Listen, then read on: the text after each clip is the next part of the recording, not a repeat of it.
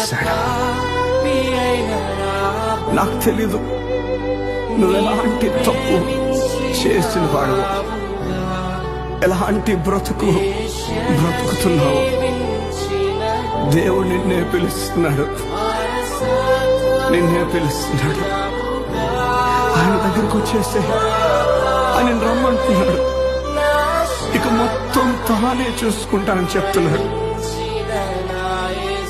ఇక వచ్చేస్తావా? నీ చరిత్రనే మార్చేస్తాడు.